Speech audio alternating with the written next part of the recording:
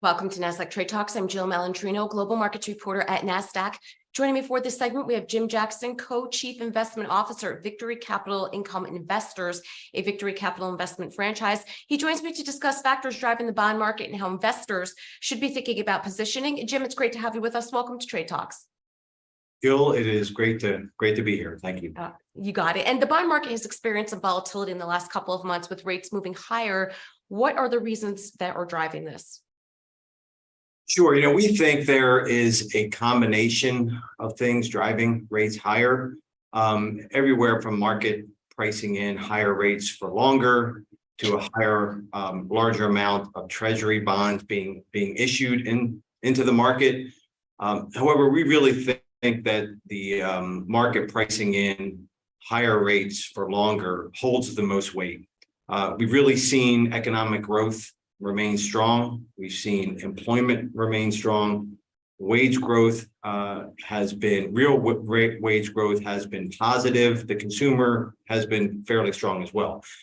We also think it's worth keeping in mind that inflation episodes historically take several years until inflation is brought back down, when it is successfully brought back down. And the primary driver of that over time is keeping monetary policy tighter for longer. Where previous central banks have really not been able to bring inflation back under control, oftentimes it has been driven by policy becoming too loose too soon. So we think these drivers have really kept rates higher.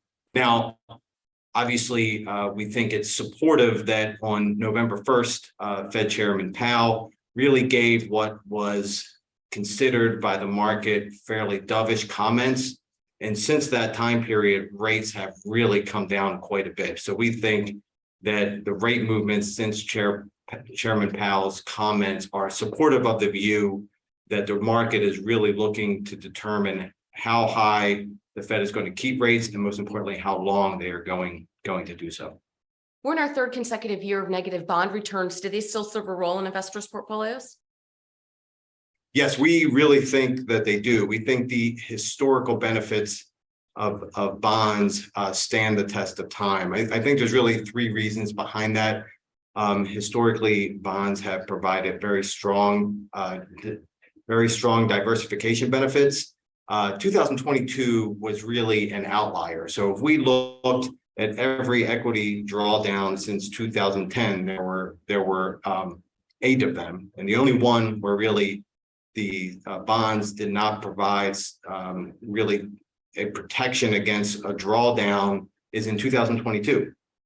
We also think reason number 2 is that now that rates are higher, the income component of bonds is real. So now with yields the highest they've been in at least 10 to 15 years, we're seeing those higher levels of yields we think makes fixed income more attractive now. Now that higher yield also provides some cushion if rates would go higher.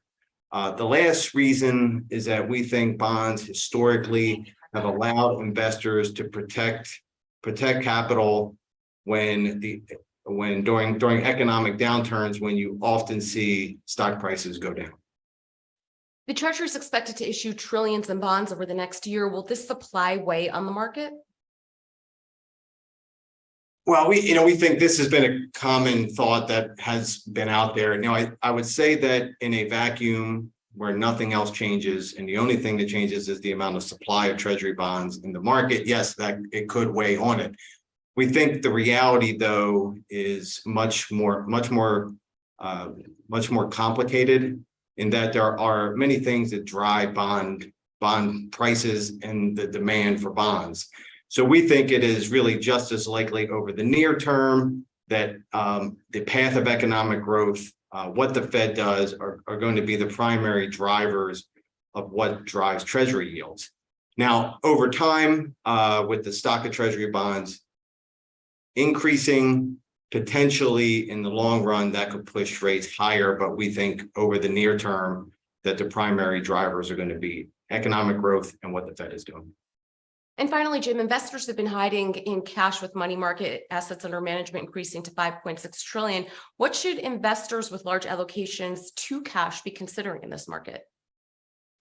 Sure. Well, we really believe that there is a cost to cash. I think the primary risk is that is the reinvestment of that cash. So the yields are only guaranteed for a short period of time.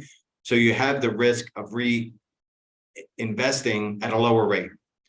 Also, the returns on cash over time barely keep pace with prices. So you really take a fair degree of purchasing power risk over time as the returns on cash barely keep up with CPI.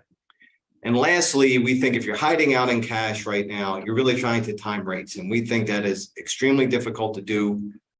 Market timing is generally not the best path. And by hiding out in the short end, you are simply trying to time rates. And that has proven historically to be extremely challenging to do. And I will finish up with the last point is that when the Fed is done raising rates, historically, intermediate term bonds have outperformed cash over the 1 and 3 year period. All right, Jim, we appreciate the insight. Thanks for joining us on Trade Talks. I'm Jill Malandrino, Global Markets Reporter at Nasdaq.